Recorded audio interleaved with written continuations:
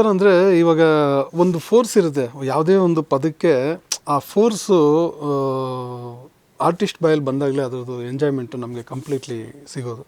ನನಗೆ ಒಂದು ಸಣ್ಣ ಎಕ್ಸಾಂಪಲ್ಲು, ನಾನು ಒಂದು ಡೈಲಾಗ್ ಏನೋ ಬರೆದಿದ್ದೆ.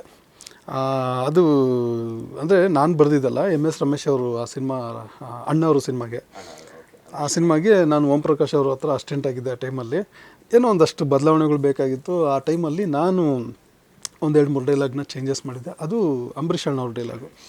ಅಂಬರೀಷ್ ಅಣ್ಣವರು ಆ ಡೈಲಾಗ್ ನೋಡ್ಬಿಟ್ಟು ಅವ್ರಿಗೆ ಚೆನ್ನಾಗಿ ಗೊತ್ತು MS ರಮೇಶ್ ರೈಟಿಂಗ್ ಏನು, ಅದು ಏನು ಬೇರೆಯವ್ರ ರೈಟಿಂಗ್ ಹೇಗಿರುತ್ತೆ ಅನ್ನೋದು ಒಂದು ಐಡಿಯಾ ಇತ್ತು ಅವ್ರಿಗೆ. ಸೊ ಅದು ನೋಡಿದ್ರು. ಆ ಡೈಲಾಗ್ ಅವ್ರಿಗೆ ಆ್ಯಕ್ಚುಲಿ ಇಷ್ಟ ಆಗ್ಬಿಟ್ಟಿದೆ.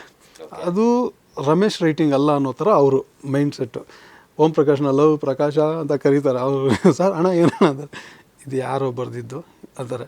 ಅವರಷ್ಟು ಬ್ಯುಸಿ ಅವರು. ಆ್ಯಕ್ಚುಲಿ ಆ ಬ್ಯುಸಿ ಇದರಲ್ಲಿ ಒಂದು ಡೈಲಾಗಲ್ಲಿ ರಮೇಶ್ ರೈಟಿಂಗ್ ಅಲ್ಲ ಇದು ಅಂತ ಒಂದು ಫೈಂಡ್ ಔಟ್ ಮಾಡ್ತಾರೆ ಅಂದರೆ ಅವ್ರಿಗೆ ನೆಕ್ಸ್ಟ್ ಸೆನ್ಸಬಲ್ ಆರ್ಟಿಸ್ಟು ಅಂತ. ಯಾರು ಇದು ಬರೆದಿದ್ದು ಅಂತ ಕೇಳ್ತಾರೆ. ಅಣ್ಣ ಅದು ರಮೇಶ್ ಅಣ್ಣ ಅಂತಾನೆ. ಅವನ್ನೆಲ್ಲ ಒಬ್ಬ ಹುಡುಗ ಓಡಾಡ್ತಿದ್ದ ಇಲ್ಲಿ, ಎಲ್ಲ ಅವನು ಪ್ಯಾಡ್ ಇಟ್ಕೊಂಡು ಓಡಾಡ್ತಿದ್ನೆಲ್ಲ ಕರೀರೋ ನೋಡಿ ನನ್ನನ್ನೆಲ್ಲ ಗಮನಿಸಿದ್ದಾರೆ. ನನ್ನನ್ನು ಕರೆಸ್ಬಿಟ್ಟು ಯಾರ ಬರ್ದಿದ್ದು ಡೈಲಾಗು ಅಂತ. ಸರ್ ಅದು ರಮೇಶ್ ಸರ್ದೆ ಸರ್, ಅದು ಸಣ್ಣ ಪುಟ್ಟ ಕರೆಕ್ಷನ್ಸ್ ಏನೋ ಸಾರ್ ಹೇಳ್ತಿದ್ರು, ಸಾರ್ ಹೇಳಿದ್ದು ಒಂದಷ್ಟು ಬರಿತಾ ಇದ್ವಿ, ಕಾಪಿ ಮಾಡ್ತಾಯಿದ್ದೆ ಅಷ್ಟೇ. ನಿಜ ಹೇಳ ಅಂತಾರೆ. ಅದೊಂದು ಡೈಲಾಗ್ ಮಾತ್ರ ಸರ್ ಚೇಂಜ್ ಅಷ್ಟೇ, ಅಂದರೆ ಸೂಪರ್ ಆಗೈತೆ ಕಣ ಡೈಲಾಗ್, ಅದು ಸಾಕಾಗೈತೆ ಅಂತ.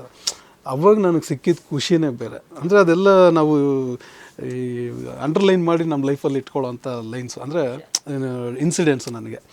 ಇನ್ನು ಅದಕ್ಕಿಂತ ಅವಾರ್ಡ್ಗಳು, ಅದಕ್ಕಿಂತ ರಿವಾರ್ಡ್ಗಳು ಇನ್ಯಾವುದೂ ನಮಗೆ ಬೇಕಾಗೂ ಇಲ್ಲ ನಿಜ ಹೇಳ್ಬೇಕಂದ್ರೆ. ಅವ್ರಿಗಿಷ್ಟ ಆಗಿ ಅಷ್ಟು ಸೀನಿಯರ್ ನಟರು ನಮ್ಮನ್ನು ಹೊಗಳೋದು, ಗುರ್ತಿಟ್ಟು ಇದು ಏನು ಸ್ಟ್ರೆಂತು ಅಂತ ಹೇಳೋದಿದೆಯಲ್ಲ. ಸೊ ಆಮೇಲೆ ಓಂ ಪ್ರಕಾಶ್ ಅವರು ನನಗೆ ಅಷ್ಟೇ ಒಳ್ಳೆ ಅವಕಾಶಗಳು ಕೊಟ್ಟರು ಅವ್ರ ಜೊತೆ. ಸೊ ಅವರು ಕಡೆಯಿಂದ ನನಗೆ ಒಂದಷ್ಟು ಕಲಿಯೋಕ್ಕೂ ಆಯಿತು. ಒಂದಷ್ಟು ನನಗೆ ಗೊತ್ತಿಲ್ಲದೆ ನನ್ನಲ್ಲಿದ್ದಂಥ ವಿದ್ಯೆ, ಅದು ಸರಸ್ವತಿ ಕೆಲಸ ಮಾಡ್ತಾ ಬಂದೆ. ನಿಜ ಸರ್.